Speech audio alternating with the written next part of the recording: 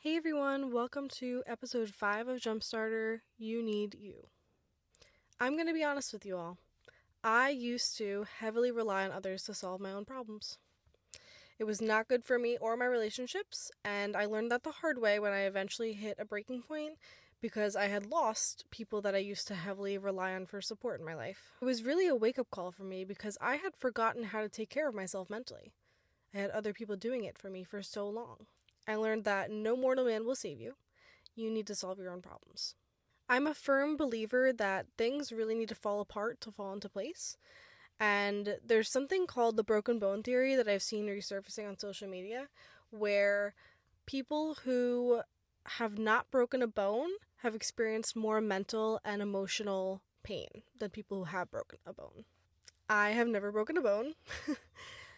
And I've kind of learned how to be my own doctor because I know what I need better than anyone else could. We all have internal wounds that we need to heal on our own. So you really need to learn how to be your own doctor to heal your own internal wounds. Therapy is a great tool. I'm a firm believer in going to therapy. I've gone to therapy myself and it has helped me so much in seeing things in a different perspective. But in order for therapy to really work for you, you need to be actively trying to heal yourself as well. This goes back to that whole theory of you need to save yourself and solve your own problems, because as much as a therapist could help you, at the end of the day, it's not going to really solve your problems unless you're actively working with them to solve them. So like I said, it's important to seek help, but ultimately you are your own doctor when it comes to healing internal wounds and trauma that you might have. So how do you heal emotional wounds? Well, for starters, it's important to create affirmations for yourself. How you speak to yourself is a huge part of how you view yourself. I often use affirmations to remind myself of what I need. So I'll tell myself that I know love exists because I'm full of it. I know trustworthy exists because I am it. I know good friends exist because I am one. We all require different things. We all have different needs. So it's important to reflect on what you feel you need the most, what you find yourself searching for in other people. Think about how you can support yourself in a way that you were expecting someone else to support you. This leads back to this idea of getting to know yourself on a deeper level. And when you reflect on what you really want from other people, so say you want a romantic relationship or a partner, give yourself the kind of love that you would want a partner to give you, or the kind of love that you would want to give a partner. If you find yourself wanting friendships, it's important to give yourself the kind of support that you want to give a friend, or the kind of support that you need from a friend, because you are your own best friend at the end of the day. No one knows you better than you, and no one can support you better than you can support yourself, ultimately. So this leads me into how you can be your own best friend. So there's a couple different ways that I've learned to support myself and how to be a good friend to myself, and that's through journaling, reminders, meditation, and doing things alone. That's the most important one. Let's start with journaling. Journaling is so important, and I'm not just saying that from a literacy perspective. It's important to get to know yourself on a deeper level, and writing it down is a great way to do that. You can literally write about anything that comes to your mind, any thoughts that you've had, things that you want, things that you like, things you don't like, things that you want to happen, goals you have. Journaling like this helps me feel connected to myself. It helps me see what I'm looking for in real time in my current life. I like to keep old journals because I'll compare my thoughts to today to my thoughts that were yesterday or years before. It's a great way to track growth, honestly. I've watched myself grow so much from previous journals, and it's really cool to see. I like the 5-minute journal a lot for my everyday journaling because I'm a busy girl and I'm always on the go. So the 5-minute journal just works for me. But I also have other journals that are more free and open and not guided, where I can express myself how I'd like to.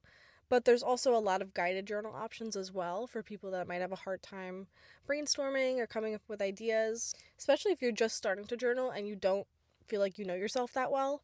It's great to start with a guided journal to give you some thought prompts to get started. Next is reminders. Reminders can be a lot of different things. For me, there's a few things that I do as reminders. The first thing is I keep pictures of myself as a little kid around my room.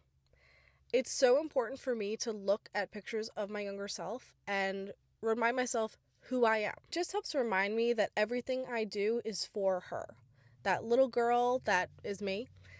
It's important for me to see pictures of her to remember why I do certain things, why I'm going after goals that I want to, because maybe they're things that she wanted as a kid. So maybe take the time to find some of your favorite pictures of yourself as a kid and just have one in your room or in your space so that you can look at it and remember why you're doing what you're doing.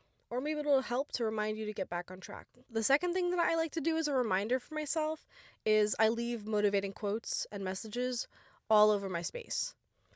And I actually used to have, I like vision boards a lot too, but I would have a vision board full of quotes that I liked, messages that I liked, all over my wall. Like, you could not miss it. It was all you saw when you walked into my room.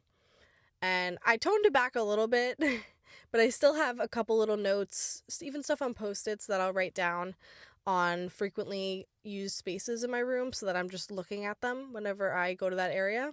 And it just reminds me to stay positive, or it reminds me to be kind to myself that day. I get a lot of inspiration for this stuff on Pinterest. And so if you're looking for a good Pinterest to follow, you could follow mine. It's by Sarah Mick on Pinterest. I have a lot of boards for motivating quotes and messages on my Pinterest account. The third type of reminder that I like to use for myself is actually through social media. I like to follow inspiring and motivating accounts on social media so that my feed is filled with inspiration and motivational quotes. That leads us to our next topic, which is meditation. Meditation is not just sitting in silence alone. I once believed that's what it was as well. Meditation can literally be anything that allows you to focus on your thoughts. So, like I said, it can exist in other ways. I like to go for runs, go for long walks. I find myself meditating during those periods of time. And last, but certainly not least, is doing things alone. This is by far the most important thing on my How to Be Your Own Best Friend list, because you need to do things alone in order to get to know yourself better. It's that simple. I love doing my favorite things alone. I love going for drives. I love listening to music. I love partaking in some sort of art form. I love running. I love going to the gym. I love going out to eat by myself. Once you really realize that you don't need someone else to enjoy your favorite things, you will be so much happier in your life.